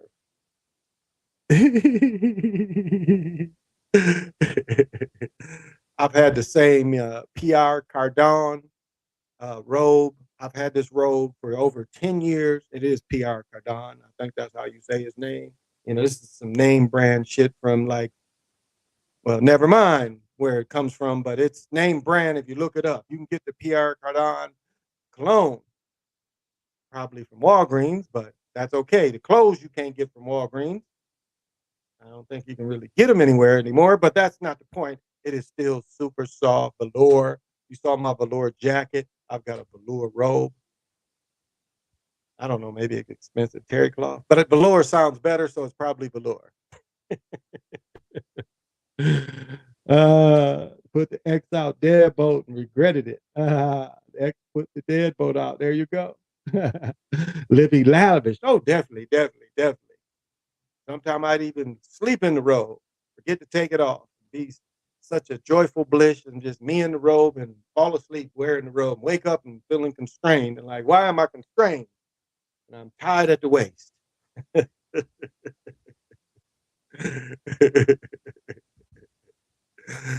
Oh, they we show like Arnold Schwarzenegger and had a little short little robe to his waist and shit. That is very foul. That is very foul. Very foul. Man, men don't wear short robes. As for women, if you had one wish, what would it be? If I had one wish, yeah, that is a great question. And if I had one wish, which again, what do they call it? The wishing. What is the name they call it? The wishing. Because there's a wishing entity. I'm trying to think of its name. It's a couple different names for it, but it's almost like tied to the Sandman. But the wish, but just to in the goodness of having fun. I would just say that the positivity and the spirituality that I have, and just to add a little abundance of that to my children. I guess that would be the best thing is that they have the spirituality and the joy and the abundance. So if I could tie that into one wish, I would hope that for my children and for my future ancestors, because we should give because sometimes the future ancestors can come back to you, and I've had a couple come back to me. I think a total of three future ancestors, and that's probably enough. We don't give enough gratitude to that because remember, time is a line, and so we can all be standing on the same line. It's just different vibrations of us. So, it doesn't hurt to give love to the future generation. So that would be it. I'm not going to be able to leave them with a lot of abundance. I've turned left when I should have went right, and I'll say I fought the system. I did not want to be the program that they had committed me to. And I was able to break that program, but breaking that program also came with breaking this reality's abundance. Because sometimes when you derail what the program had for you, you get punished sometimes. And that kind of goes into karma because this program loves karma again. It does really love karma. You look at the program we're under, it loves that shit. And that's why I say, don't fuck with karma. Be above that shit. So when it comes back around, you're above it. You don't get hit in the face. You see people that get it. they get a lick and they stay in karma. I had one dude that tell you how lucky this guy was. I had one guy I knew, and I should tell all his little nasty stories. I guess I will. And his name was Dusty. His name was Dusty. I roomed with Dusty in Chicago, basketball tournament. Dusty went and got drunk with some brothers out of Chicago. And when Dusty returned to the room, Dusty started pissing on his bed. Again, we're reffing, we're sharing beds. He starts pissing on the bed, and he must have pissed on the bed for at least 2 minutes. I mean, he pissed on the bed so long, you started hearing the puddle. He was pissing into a puddle after so long. And then Dusty turned around. No. Then Dusty got into the bed that he had just pissed in and wrapped up with it and went sound asleep. That's one of his stories. But his most telling tale was Dusty was pretty much just outside in his backyard one day. A guy was getting chased. The guy threw a key in Dusty's eyesight. I mean, a key of cocaine.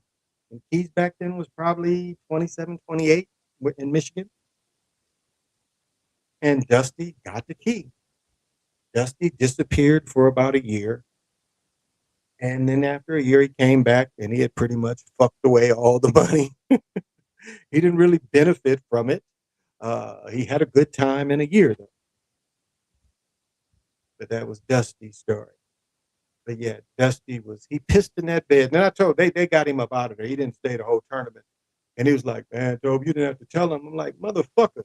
And then they told me some other fellas, check this out. Some other fellas said that one time he did the same thing, but he started pissing on the television. He started pissing on the television. I'm like, nigga, that was some nasty shit. And then this is what the dude who ran the tournament that had paid for the room, he was like, yeah, just make the bed. Tell them put a thing on it where they don't change the sheets. So I had to stay in the room with the piss bed, but I told him anyway. I was like, get this shit up out of here. I'm gonna smell that shit. He's like, yeah, don't tell them, just make the bed. Man, fuck that. I was like, come get this room. So I was like, yeah, this motherfucker pissed in the bed, come get this shit. They put a new thing in there. They didn't change the mattress.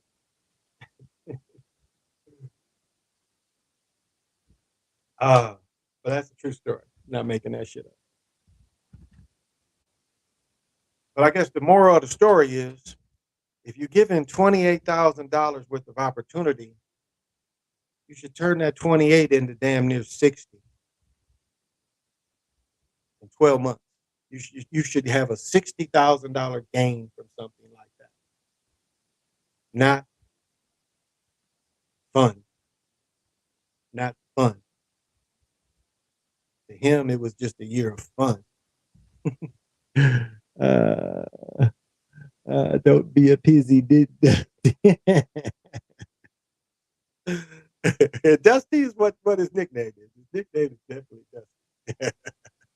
And he was a funny motherfucker. I mean, really just a funny motherfucker too. His dad was actually I didn't know his dad. His dad was one of the dudes I used to kind of. It was like his dad and I were kind of like on the same level of hustling. So I knew the name. I knew him from when I was younger, but I'd never dealt with him. I just knew him, and then he was like, "Oh, I'm Big Will's son." I was like, "Oh shit, really? Okay, I didn't know that." We was just all talking. He's like, "Yeah, you know, because they was West. Their last name was West." And he was like, because I knew Big Will's last name was West, but I didn't know Dusty's last name. He's like, "Yeah, you know, Big Will's my dad." I'm like, "Oh, that's how you connected. Connected. Okay, that makes sense." Yeah, I imagine Big Will is dead now. Yeah, that nigga would have to be like my mother's age, like in his 80s to be alive, but I don't think he's still alive. I got so many of my classmates. It's just so sad. Dudes that was athletes, young and strokes. And, yeah, yeah, out of cat. And that's the sad thing about getting old. You see it. You really see it. You see, I saw it first with my great grandparents. I saw a whole generation wiped out. Like whole people I knew that generation. And I saw the same thing with my grandparents and all the cousins that them age. And now I'm looking at slowly hit my mother and all the cousins and my uncles. My mother's the last one. My mother is the oldest of the family right now, is my mother. She is the oldest in the family for my grandmother and my grandparents. She is the oldest. And I have a couple cousins older than me. I'm like, let me see, it would be, I got a cousin, first cousin, 7. It would be Brenda, Kathy, Ronnie, Dawn, Yvonne. That would be it. The only one. Well, Myrna's adopted. Well, she comes from this family though, but she would be the only one older. My great uncle like that. Big fun loving guy, but he gets so drunk that he'll start pissing on himself. Yeah, yeah, that's how this nigga is. Because when I told somebody else that story, it's like, man, when I roomed with that nigga started pissing on the TV and shit. He pissed on the TV and the TV wouldn't work. Like, really? Like, yeah, that nigga did the same shit with us. We would want that motherfucker to come with us. So he never came the rest of the trip. And I hadn't seen him since. I'll say that I never saw Dusty since that day. Because they sent his ass back to Michigan. I don't know how he got back to Michigan, but he did not ref no more and they put him up out the hotel. But that was some nasty driving shit. It was funny. It's funny to talk about, but smelling piss like that, having to sleep with that piss. And then let me tell you the kicker. So like, you stay at these hotels and they have, breakfast and shit. This motherfucker didn't do nothing but put on a pair of shorts after he done slept in the piss bed all night. He did not wash up. He did not brush his teeth. This nigga put on his referee jersey and a pair of shorts. Did not wash up, nothing. Might have changed drawers, but he did not take a shower. And then I noticed when I went to the gym, he wasn't there. And they was like, Rob was like, yeah, we had to take this motherfucker off. But yeah, he was going, he ate. When we went out and ate, he ate with just the referee shirt on and some shorts. And he ain't do nothing but take the clothes off he had off that he was laying in the piss in and put the referee shirt on and some shorts. That's a true story. God damn. Motherfucking Dusty. Dusty was rusty. He smelled pissy. He smelled pissy and his ass was crusty. His hair was so dirty, it was like Pigpen's dusty. But all right, y'all. All right. I done damn near stretched it to 2 hours, so I'm gonna have to boogaloo. I know a couple dances, but I can boogaloo. They say James Brown invented the boogaloo. I don't know about that. Remember in the movie American Gangster, say, "Hey, baby, what's happening? It's me, boogaloo." So that's how you did the boogaloo. I can do the jerk. No, jerk.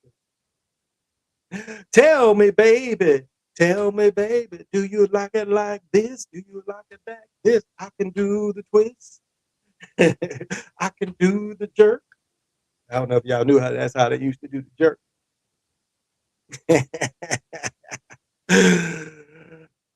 Tell me, baby, do you love me now that I can dance? Watch me now. Work, work, oh, work it. And some people don't know that that is by the Vulcans, no, Falcons, and Dennis Edwards, who later with the Temptations, if you watch the video, he's one of the background dancers. Later with the Temptations. That's why, and that would tie into when if you watch the Five Heartbeats, you can see where the person that was part of the record label was trying, looking to hopefully one of them fall off and fill in. But yeah, look that song up. Now That I Can Dance. Maybe it's the I can't remember their name, but Dennis Edwards, later of the Temptations, is is um, is one of the background singers. And like one of the Temptations name one of the Temptations killed himself. And if you listen to a song called Cloud Nine, and the way the Temptations movies show it, Paul name will come to me, but Paul kills himself. But one interesting thing is when David Ruffin leaves, I don't know why they didn't make Paul the lead. Because when they brought in Dennis Edwards, Paul and Dennis Edwards' voice sound damn near the same. Now listen to the song Cloud Nine. I'm feeling fine on Cloud Nine. You can be what you wanna be. Cloud Nine. You ain't got no responsibilities. But if you listen to Paul's part and you listen to Dennis Edwards, their voices are almost identical. So I think in Paul's mind, he thought he should have gotten a chance because they sound so much alike. It was like, I don't know why they didn't give Paul a chance. And Paul, the Cloud Nine video is the first video where you see him off. He's off. It's one singing part where they all do a spin and he comes out of spin too slow. Then he's sweating real hard. So by then he was probably kind of drunk, because he was the sharpest dancer. If you watch the Temptations' oldest videos, he's in the front because he's the best dancer of all of them. That's why he's in the front. I mean, the moves were spotless. But in that Cloud Nine video, you see he's not as sharp. Now he bumps at the end when they all kind of are singing and walking to the front of the stage. He bumps Dennis Edwards. Now I don't know if that was on purpose, but he bumps him. But he just sweating hard, and the rest of them ain't sweating hard. And of course, when a nigga sings "Old Man River," he crying and shit. I don't know if you ever caught that, but I'm sorry. Well, I'm gonna go. Dennis Edward son got killed here in Dayton back in the day. Wow, I didn't know that. I did not doing the boogaloo. Yeah, definitely. No, that jerk is a dance that was done in California. You're a jerk. No, that was the jerk. The jerk was a dance from like freaking 62 or 63. I mean, yeah, the later one came out, but the original dance came out was 62 or 63. You can go look at some of those videos when it came out. Like the dog, we later called the dog. My mother was in it later ended up being Joe Louis Arena, but it was called Cobo Arena. They was doing a dance called the dog, and they got arrested for doing the dog. When I was a senior in high school in '79, we did the same dance. We called it the freak, but it was the same dance. She was on a girl and pumping on her butt.